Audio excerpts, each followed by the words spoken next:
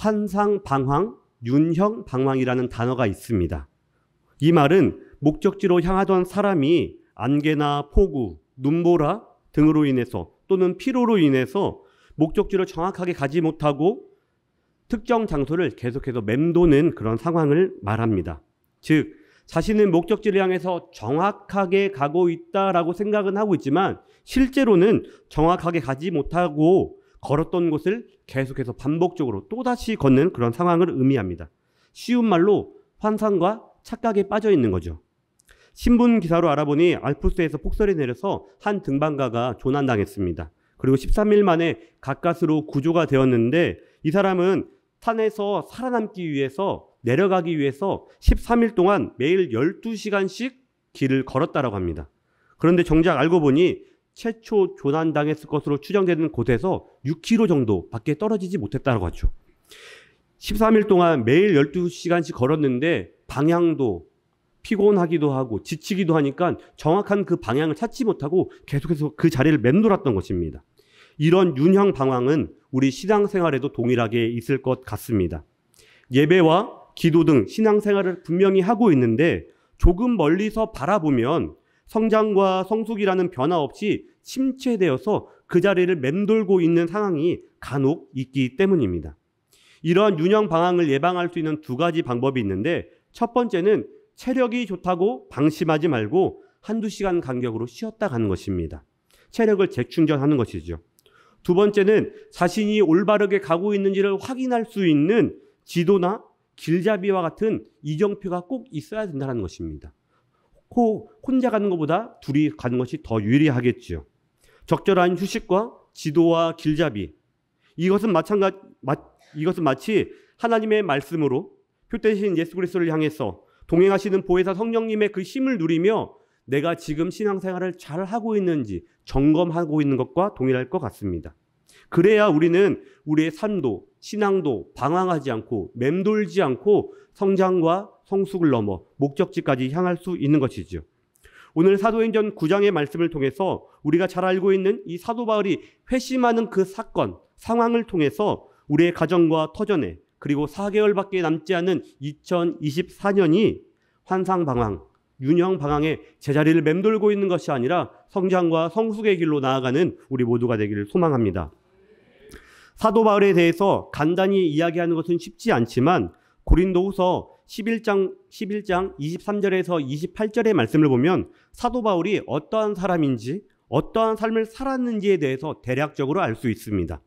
고린도후서 11장 23절, 26절, 28절의 말씀을 화면을 통해서 함께 읽겠습니다. 먼저 23절입니다. 그들이 그리스도의 일꾼이냐 정신없는 말을 하거니와 나는 더욱 그러하도다. 내가 수고를 넘치도록 하고 옥에 갇히기도 더 많이 하고 매도 수없이 맞고 여러 번 죽을 뻔하였으니 여러 번 여행하면서 강의 위협과 강도의 위험과 동족의 위험과 이방인의 위험과 시내의 위험과 강야의 위험과 이 외의 일은 고사하고 아직도 날마다 내 속에 눌리는 일이 있으니 곧 모든 교회를 위하여 염려하는 것이라. 아멘. 사도 바울은 고린도 후서에서 자신을 복음과 교회를 위해서 예수 그리스도를 위해서 육체의 고난도 정신적인 힘듦도 심지어 생명까지도 조금도 귀한 것으로 여기지 않고 살아간다, 복음을 전한다라고 분명히 이야기하고 있습니다. 이는 사도 바울이 예수 그리스도를 위해 이방 선교, 세계 선교의 첫걸음, 미랄이 되었다라는 의미이기도 합니다. 또한 신약 성경 27권 중에서 로마서를 포함한 총 13권을 이 사도 바울이 직접 기록을 했다고 기록했는데 이는 사도 바울이 초기 기독교와 교회의 시작과 틀을 마련한 위대한 인물이라는 증거이기도 합니다. 그런데 이처럼 대단한 인물인 사도 바울도 처음부터 예수 그리스도를 위해서 복음을 위해서 생명까지 다하는 열심을 다한 인물은 아니었습니다. 오히려 예수 그리스도를 믿는 사람들을 핍박하며 그들을 고발하고 처벌하는데 앞장섰던 사람이 바로 이 사도 바울이죠. 참고로 이런 사도 바울의 과거 행적 때문에 예수님을 직접적으로 체험한 제자들과 1세대 그리스도인들은 이 사도 바울과 피할 수 없는 갈등이 늘 있었는데, 이때마다 바나바는 사도 바울을 보증하면서 이 사람은 예수 그리스도로 거듭난 사람이다라고 계속하면 이야기를 하면서 중재하면서 완충의 역할도 했습니다. 또 사도 바울 스스로도 그가 보낸 편지를 보면 서신서의 시작을 그리스도 예수의 사도로 부름받은 사울이라라고 말하며, 자신은 더 이상 예수를 부정하는 사람이 아니라 그리스도를 영적으로 만났고 인격적으로 체험했으며 온전한 그리스도인, 복음의 사도로 살아가고 있다라고 스스로도 이야기를 합니다. 다시 오늘 본문의 주요 흐름인 사도행전 9장으로 돌아와 사도 바울이 예수 그리스도를 부정하던 사람에서 예수 그리스도를 위해서 모든 것을 포기한 사람으로 변화된 그 사건, 그 과정을 살펴보고자 합니다. 먼저 사도 바울은 왜 예수님을 믿는 사람들을 핍박했던 것일까요? 사도 바울은 빌립보서 3장 5절과 6절에서 스스로를 히브리인 중에 히브리인이다, 율법을 따라 사는 바리새인이다, 율법의 의로는 어떤 사람입니까?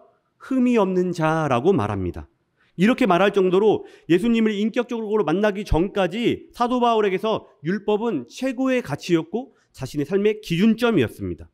그렇기에 안식일법을 어기고 안식일에도 병든 자를 고치고 세리와 같은 죄인들과 어울리며 심지어 자신을 하나님의 아들이다라고 말하는 거짓 메시아, 십자가에서 처형당한 그 사람, 그런 사람을 구원자로 믿으며 다시 올 것이다라고 전하고 있는 그리스도인들을 박해하는 것은 율법을 최고의 가치로 여기고 있는 사도 바울의 입장에서 너무나도 당연한 것이었습니다. 또한 바울에게 있어 예수를 믿는 사람들, 그 추종자를 잡는 것은 자신의 믿음을, 신앙을 지키는 일이고 나타내는, 증명하는 행동들이었습니다. 그러나 이때까지의 바울은 사람이 율법을 통해서 의롭다 칭함을 받을 수 있는 존재가 아니다라는 것을 몰랐습니다. 마태복음 5장에 보면 모세의 율법에는 살인하지 말라라는 율법이 있습니다. 바울이 생각할 때 율법상 실제 행위로 남을 죽이지 않으면 살인을 하지 않는 것이기 때문에 의인이다라고 생각했지만, 예수님께서는 이와 달리 누군가를 실제로 죽이는 것만이 아니라 형제를 미워하고 욕하는 마음도 역시 살인이다라고 말씀하셨습니다. 누군가를 미워하는 마음이 왜 살인이 됩니까? 단순히 미워하는 마음만 가진 것도 죄가 된다고 여러분 생각하십니까?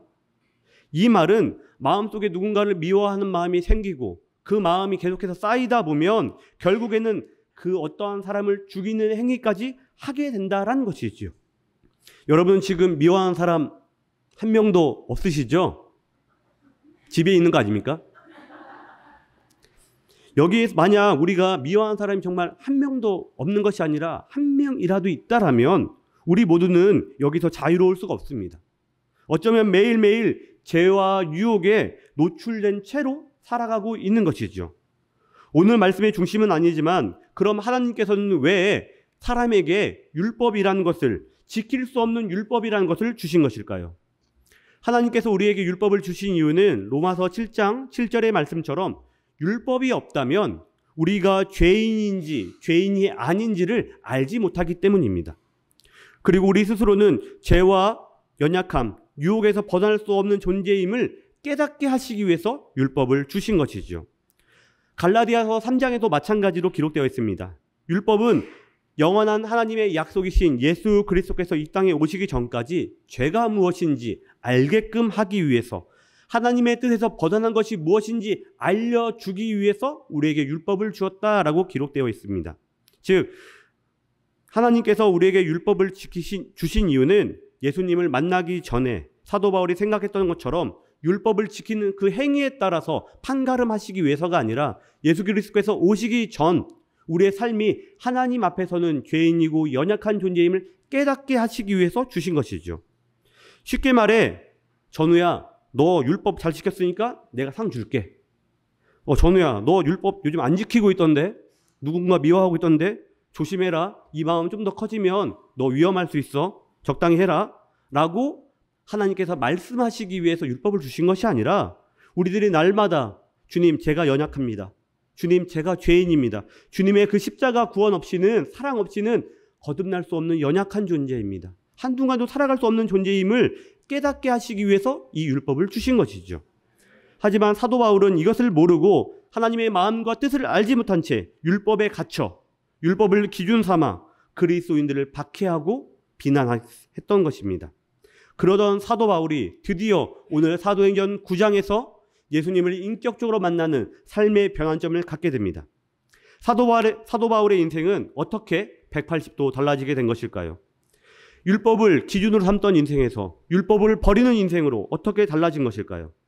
사도 바울의 인생을 전환시킨 과정이 우리에게도 동일하게 있기를 바라며 오늘 말씀의 제목처럼 훈련과 체험이라는 이 단어를 중심으로 오늘 본문에 좀 더 집중해서 세 가지를 살펴보고자 합니다. 첫 번째로 사도 바울은 주님의 음성에 귀를 기울이고 자기 자신을 내려놓았기 때문에 변화되었습니다. 오늘 본문 4절과 6절의 말씀을 보면 바울은 다메섹 도상에서 빛 가운데 자신을 부르는 강한 음성이 들려오자 자신이 이해할 수 없는 이 현상에 놀라며 땅에 엎드립니다. 그리고 그 음성을 향해 주여 누구시니까? 라고 말합니다. 이후 바울은 다메섹에 도착해서 9절 말씀처럼 사흘 동안 보지도 못하고 먹지도 않고 마시지도 아니했다라고 합니다. 우리 본문의 9절 말씀 함께 읽겠습니다. 본문의 9절입니다. 사흘 동안 아멘. 9절 말씀을 살펴보면 바울의 눈은 주님께서 닫으신 것입니다. 그런데 바울의 입은 바울 스스로가 닫은 것입니다. 스스로 닫고 먹지도 마시지도 않았습니다. NIV에서는 이 사도 바울의 행동을 스스로 한 것이라고 이제 디드낫으로 이제 표현하고 있는데, 이렇게 사도 바울은 그동안 자신이 정말 중요하게 여기고 있던 율법, 그 율법의 준행 여부를 그리스도를 핍박하던 열심으로 삼았던 것이 잘못된 것임을 깨닫고 스스로 금식하며 그동안 자신 안에 있던 것을 하나하나씩 비워나가기 시작합니다. 자신이 그동안 중요하게 있던 세상의 것들을 하나하나 내려놓기 시작합니다. 우리도 때로는 세상과 타협하며 세상의 그 기준에 동의하며 따라갔던 것들이 있을 것입니다. 세상의 기준과 가치들이 있을 것이지요. 우리는 그러한 기준과 가치관을 우리 스스로가 먼저 내려놓기 위해 애써야 됩니다. 주님의 음성에 귀를 기울이고 그 음성을 따라 내 안에 있던 율법과 기준과 가치관이 아니라 주님께서 들려주시는 그 음성을 따라 말씀을 따라 나아가야 된다는 것이죠. 그러한 훈련과 결단이 우리 안에 있어야 우리의 신앙은 제자리를 맴도는 유령 방황이 아니라 성장과 성숙을 넘어 목적지까지 주님의 영광과 기쁨을 향해 힘껏 나아갈 수 있게 된다는 것입니다. 사랑하는 성도 여러분, 여러분 가운데 삶의 기준이 정말 무엇입니까? 자녀의 잘됨입니까? 사업의 번창입니까? 아니면 세상의 존경입니까? 우리가 바라고 우리가 기준 삼아야 되는 것은 세상의 가치관과 판단과 논리가 아니라 하나님께서 우리에게 주신 말씀이며 구원의 그 은혜인 줄로 믿습니다.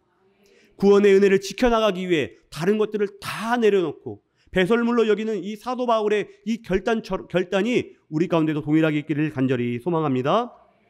둘째로 바울의 눈에서 비늘과 같은 것이 떨어져 나가는 영적 체험을 했습니다. 17절과 18절의 말씀을 함께 읽겠습니다. 17절과 18절입니다. 아나니아가 떠나 그 집에 들어가서 그에게 안수하여 이르되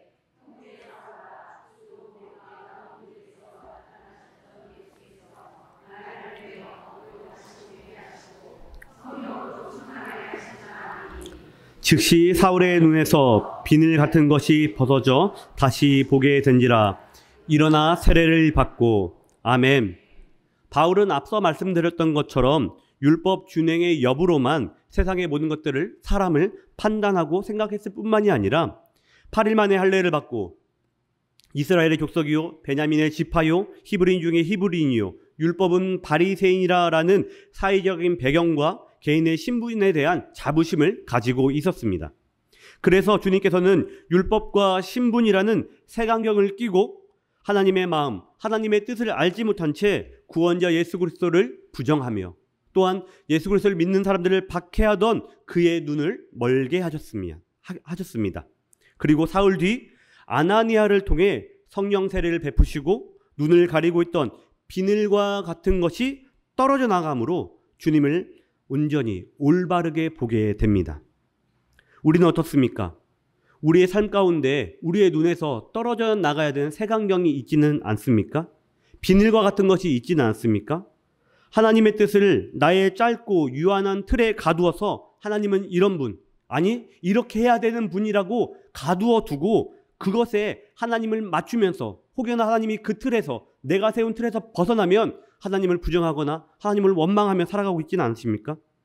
혹 나를 힘들게 하는 가정과 물질의 문제, 세상의 성공의 기준이 비늘이 되어 주님을 온전히 바라보지 못하도록 하나님의 참뜻이 무엇인지 하나님께서 우리에게 바라시는 것이 무엇인지를 깨닫지 못하도록 우리를 가로막고 있지는 않은지 우리의 삶을 되돌아보아야 합니다. 만약 우리들의 눈에 이런 비늘과 도 같은 것이 있다면, 하나님을 온전히 바라보지 못하도록 가로막고 있는 것이 있다면 그것이 떨어져 나가게 해달라고 하나님을 향해, 주님을 향해 철저하게 회개기도하며 성령의 은혜를 구해야 될 줄로 믿습니다. 그러한 영적인 체험이 있어야 우리는 주님을 온전히 바라볼 수 있고 살아갈 수 있고 그리스도인다워질 수 있는 것입니다. 그러면 우리는 어디에서 영적인 체험을 할 수가 있습니까? 매주 드려지는 예배가 있지요. 또 언제가 있습니까? 금요 성령 기도회가 있지요. 또 언제가 있습니까? 수요 예배가 있습니다. 수요 예배는 잊으신 거 아니죠? 또 언제가 있습니까? 새벽 기도회가 있습니다. 물론 시간적인 상황상 집이 멀어서 새벽 기도회 못 나오시는 분, 수요 예배에 못 나오시는 분이 계시겠지만, 그럼에도 불구하고 영적으로 내 삶을 되돌아보고 말씀으로 내 삶을 다시금 점검하며 다시금 더 새로워질 수 있도록 은혜의 자리, 영적으로 체험할 수 있는 그 자리를 우리는 사모하며 그 자리로 나아갈 수 있어야 됩니다. 은혜를 체험해야, 내 삶을 점검해야, 내가 가지고 있는 틀이 아니라 하나님의 그 기준과 하나님의 그 시선과 마음과 뜻으로 내 삶을 점검해야 내 눈에서 비늘이 떨어져 나가는 것이죠. 그리고 우리 입술에서 주님 한 분만으로 충분합니다. 주님 정말 감사합니다. 주님의 은혜로 살아가겠습니다라는 그 마음의 입술의 고백을 담대하게 선포할 수 있게 된다는 것입니다. 사랑하는 성도 여러분, 영적으로 체험할 수 있는 그 은혜의 자리를 사모하시길 바랍니다. 그리고 그 자리로 나오기를 결단하시길 바랍니다. 방해하는 것들이 분명히 있겠지요. 가로막는 것들이 분명히 있겠지요. 하지만 그것을 뛰어넘을 수 있는 힘 또한 주님께서 주고 계심을 믿으며 담대하게 우리 삶 가운데서 비늘 같은 것이, 색안경이, 내가 만들었던 그 틀이 깨지기를 간절히 구하시길 바랍니다. 그렇게 할 때 우리는 앞서 말씀드렸던 것처럼 윤형 방황을 끝낼 수 있게 될 것입니다. 마지막으로 바울은 자신이 체험한 주님을 확신했습니다. 20절 말씀을 함께 읽겠습니다. 20절 말씀입니다. 즉시로 각 회당에서 아멘. 예수 그리스도의 은혜를 체험하며 삶의 방향을 올바르게 수정된 이 사도 바울은 지체하지 않고 즉시 회당에 들어가 나의 삶이 변화되었다라고 고백하며 십자가, 예수 그리스도 그 복음을 전파하기 시작합니다. 여기에서 우리가 주목해야 할 것은 바울의 복음 전파가 일시적인 것이 아니었다라는 것입니다. 은혜를 체험하고 나서 그 감정에 사로잡혀 일시적으로 했다는 것이 아닙니다. 예수를 믿는 사람을 핍박하던 바울이 은혜를 체험한 후에는 죽음을 두려워하지 않고 끝까지 생명이 다하는 그날까지 끝까지 복음을 전하는 사람이 되었음을 기억하시길 바랍니다. 예수 그리스도 한 분만으로 만족할 수 있는 인생으로 전환되었기에, 그리고 날마다 은혜를 사모하며 주님 앞으로 계속해서 나아갔기에 은혜를 체험하는 것이 한 번이 아니라 매일매일 매 순간순간마다 계속되었기에 사도 바울은 힘들고 지칠 때마다, 동족들이 위협할 때마다, 강의 위협이 있을 때마다, 사막의 위협이 있을 때마다, 바다의 위협이 있을 때마다 그 위험 앞에 굴복하지 않고 복음을 들고 담대하게 나아갈 수 있었던 것이죠. 이 세상 그 무엇보다 주님과 주님께서 베풀어 주시는 은혜가 더 크고 더 강하기에, 더 가치 있기에 사도 바울은 이렇게 행동을 한 것입니다. 이러한 확신, 이러한 소망, 이러한 결단이 우리 가운데 있기를 간절히 소망합니다. 사도 바울은 주님을 만난 그 순간부터 날마다 은혜를 체험하기를 소망하며 은혜 체험의 자리로 나아갔습니다. 훈련의 자리로 나아갔습니다. 우리 또한 그래야 될 줄로 믿습니다. 말씀을 마무리하며 지난주부터 다시 시작된 목장 모임, 그리고 다음 주 금요일부터 시작되는 동서원 성경대학에 대해서 잠시 이야기를 하려고 합니다. 각자의 삶의 자리와 형편이 녹록지는 않으시겠지만 이번 가을 목장 모임에서 동서원 성경대학에서 신앙의 훈련과 영적 성장을 한번 도전해 보시길 바랍니다. 수요 예배와 금요 성령 기도회, 새벽 기도회, 우리가 참여할 수 있는 모든 예배와 기도 가운데 힘껏 모이기를 힘쓰며 우리의 신앙이 지금의 유령 방황을 끝내고 더 성장하도록 한번 도전해 보시길 바랍니다. 지난주에 제가 이런 비슷한 이야기를 어떤 분과 나누었는데 그분이 목사님 정말 시간이 없습니다. 정말 시간이 없습니다. 그래서 저도 이랬죠. 저도 정말 시간이 없는데 큐티 학교 한다고. 네. 정말 시간이 없는데. 예. 그래서 그래도 제가 신청하면 될까요? 하길래 집사님 언제 시간 가능하세요? 제가 그럼 날짜 바꿀게요. 예. 마감되면 어떡해요? 큐티 학교는 마감될 리가 없어요. 예. 마감될 수가 없어. 예. 정원이 20명이지만 넉넉히 받을 수 있습니다. 예. 뭐 제가 5층에 살 건데 공간이 좁으면 뭐 본당에 살면 되니까요. 걱정하지 말고 오세요. 예. 예. 그런데 그럴 리가 없어요. 마감될 수가 없어. 왜 그러냐 다른 분에게 여쭤보니까 큐티 학교 숙제가 많다고. 1학기 하신 분들 여기 갑자기 아무도 안 보이시는데 전반기 하신 분들 기억하실 거예요. 숙제가 없습니다. 예. 어떻게 신앙훈련에 숙제가 있겠어요? 삶으로 살아가는 거죠. 예. 여러분 큐티 학교 두려워하지 마시고 마음껏 신청해 주시길 바랍니다. 예, 이건 농담, 지나가는 말이고요. 제가 그러면서 그 집사님께 뭐라고 했냐면 집사님 정말 시간이 없으시다면 상황이 어려우시다면 신앙서적 한 권을 이 가을 읽어보시는 거 어떨까요? 라고 권면했습니다. 상황이 여의치 않은 분들 분명히 계실 겁니다. 직장이 늦게 끝나고 자리를 비울 수가 없는 분들 계시지요.